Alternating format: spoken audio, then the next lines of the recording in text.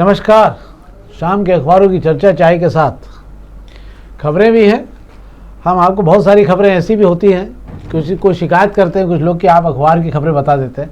हम उन्हीं खबरों का चयन करते हैं जिन पर पीछे कोई बातचीत होना रहती है और जो आपको जानकारी कहीं मिलेगी नहीं। हम अखबारों की खबरों के पीछे से एक जानकारी निकाल के भी अतिरिक्त देते हैं, उसके लिए अतिरिक्त मेहनत भी करते हैं। खबर क्या है और ये क्या मामला रहा होगा। खबरें सामान्य है, सब अखबारों में छपती है, पर उन खबरों को हम निकालते हैं। तो आज 24 नवंबर भी है और हम आज खबरों शुरुआत करते हैं। आज हम प्रभात किरण खबरों शुरू करते हैं। प्रभात किरण खबर में एक खबर बहुत अच्छी है जिस पर हम बात करेंगे आपसे। और खबर भी ऐसी है कि भाजपा में जब रेवड़ियाँ बंटने का काम चालू हो जाता है तो संगठन में कैसी दुर्दशा होती है कि संगठन के मजबूत जमीन वाले नेताओं को दरकिनार कर सत्ता में बैठे लोग मुट्ठी भर लोगों के लाभ के लिए किस हद तक जा सकते हैं, इसका एक प्रत्यक्ष प्रमाण है। यूनिटी मार्च को लेकर तैयारी होनी थी, सुमित मिश्रा जी ने उसके लिए बैठक बुलाई थी और दीप्ति हाड़ा जो भाजपा की नई नेता बनी है और जो भदौरिया जी के कॉलेज में जल संपर्क अधिकारी हैं, उनका भाजपा को लेकर कोई समर्पण नहीं है, पर कुछ भाजपा के नेताओं को लेकर उनका बड़ा समर्पण रहा। उसके आधार पर जो है उनकी नियुक्ति की गई है और इस नियुक्ति ने इतना रायता फैलाया बैठक के अंदर कि उनको मुंह दिखाने की स्थिति नहीं बन पा रही थी। शायद पूरा मामला हम समझेंगे। क्या है शेखर जी? जी बिल्कुल, आप सही कह रहे हैं। दीप्ति हाड़ा को भारतीय जनता पार्टी में लेने के लिए इतनी हड़बड़ाहट कर दी गई कि भाजपाइयों को समझ में नहीं आ रहा है। सवाल यही वाजिब हैगा और उठा भी हैगा ये, और भारतीय जनता पार्टी के दफ्तर में जब बैठकें हो रही इस तरीके के सवाल उठ रहे हैंगे।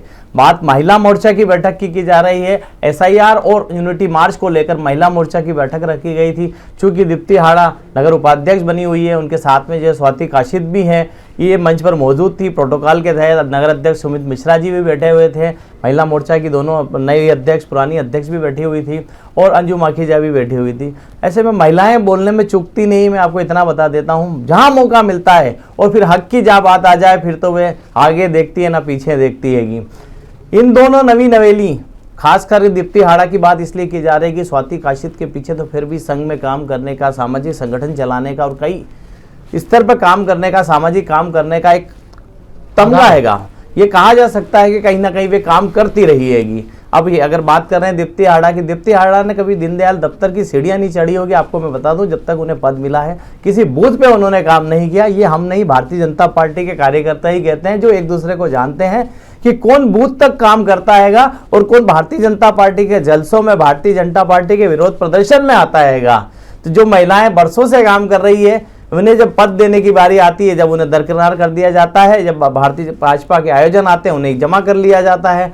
इनके मन में ये पीड़ा तो थी ही, कल दर्द सामने बयां कर दिया। नगर अध्यक्ष सुमित मिश्रा के सामने खरा कह दिया गया है कि काम हम करें और पैराशूट से एंट्री जिन्हें आप कराते हैं उन्हें मंच क्यों आप शोभित कर देते हैंगे। ऐसा कब तक चलेगा? विरोध का बिगुल बजा। सुमित मिश्रा जी को माइक पकड़ के सफाई देना पड़ी है कि इसमें मेरी कोई गलती नहीं है। नगर टीम में जिन्हें लिया गया है उनके नाम विधायकों ने दिए थे। हालांकि सुमित मिश्रा ने इतना वादा जरूर कर दिया है कि महिला मोर्चा की अब जो नई कप्तान होगी उसकी पैराशूट से तो एंट्री वे बिल्कुल नहीं होने देंगे और इसके लिए जितनी महिला मोर्चा की कार्यकर्ता यहाँ मौजूद है उन्हीं में से किसी को अध्यक्ष बनाया जाएगा। ये तो सुमित जी ने वादा कर दिया, पर ये समझना होगा भारतीय जनता पार्टी संगठन को कि भारतीय जनता पार्टी को वे किस ओर ले जा रहे हैं। ये पार्टी विद डिफरेंट की बात की जाती थी, यहाँ दरी उठाने वाले या सेव परमल खाकर पार्टी को जिन्होंने सींचा, जो काम करते हैं पार्टी के, उनको जब तवज्जो दी जाती थी। पर अभी क्या होने लगा है भारतीय जनता पार्टी में, मुझे ऐसा लगता है दूसरी पार्टियों सरीका मुझे लगता है आ गया है कि पैराशूट से एंट्री करा दो। नेताओं जी के जो पट्टे हैं या नेताओं से जो जुड़े हुए लोग हैं, नेताओं के जो समर्थक हैं, ऐसा हर मोर्चे में हो रहा है। बात एक टीम की नहीं हो रही है। स्वाति काशिद का महाराष्ट्रियन समाज में एक बड़ी इमेज है और स्वाति काशिद ने जो है पिछला लंबा समय भाजपा के विभिन्न कार्यक्रम के अलावा उन्होंने अपनी खुद की भी जमीन बनाई। स्वाति काशिद तमाम इलाकों में जो है भाई दूज के पूजा के अलावा वो जो है मील एरिया के अंदर शिवाजी नगर के क्षेत्र में उन्होंने अपना खुद का एक वजूद बना रखा है और वो लंबे समय से समर्पित भाव से भी काम करती रही है। इसलिए स्वाति काशिद की तुलना दीप्ति हाड़ा से होना तो बहुत ही बेमानी होगी। दीप्ति हाड़ा पूरी तरह से वित्तीय मामलों को लेकर आई हैं और वित्तीय मामलों में जिन्होंने भी लाभ लिया है पार्टी में वो जाने, और उन्होंने पर पार्टी को गंदा करने का काम जरूर शुरू कर दिया है। अब हम ये प्रभात किरण खबर थी जिस पर हमने आपसे बात किया, हम पत्रिका की खबर की बात कर लेना। पत्रिका में भी एक दो खबरें अच्छी है। जिस पर हम बात करें, एक तो यातायात पुलिस ने अनोखी सजा निकाली, नियम तोड़ा तो संभालना पड़ेगा ट्रैफिक। इसके पहले भी ट्रैफिक संभालने का काम हो रहा था, पर अब उनको तो समेटा जा रहा है जो ज़्यादा ट्रैफिक तोड़ा करते थे। और यशवंत रोड पे शुरुआत की गई, चालान बचने से वाले जो जिनके चालान बनते हैं उनकी गाड़ी किनारे खड़े करवा के उनको काम पे लगा दिया जाता है।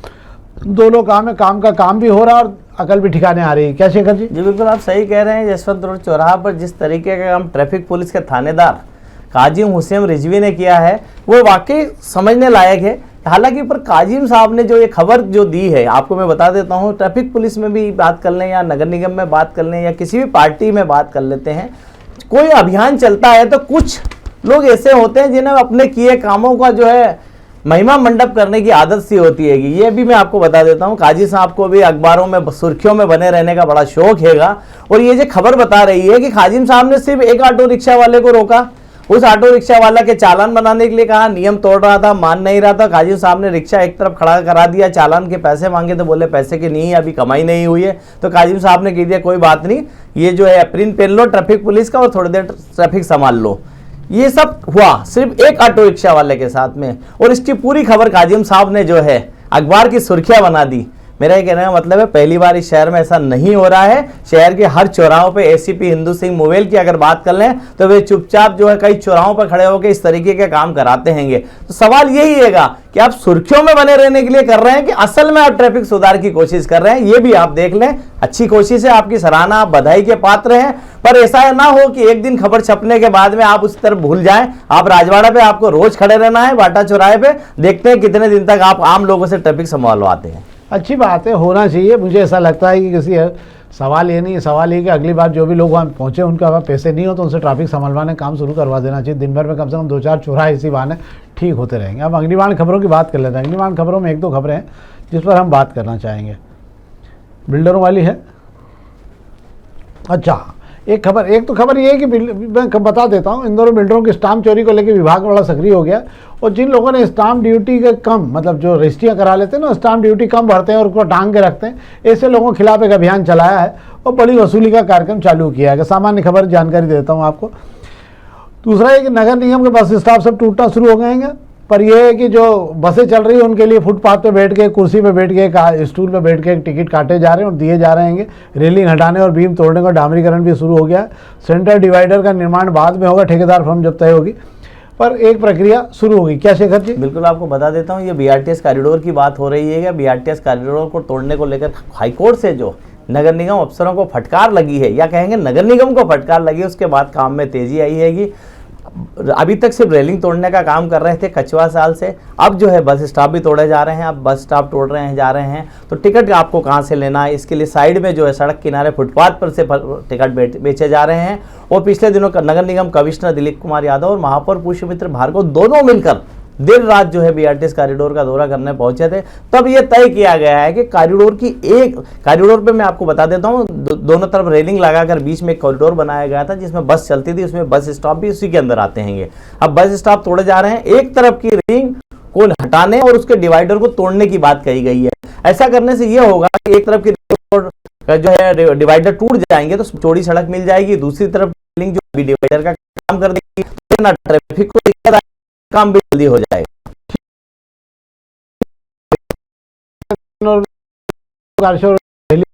हुई है, कल यात्री नहीं, कल यात्री की समस्या कोई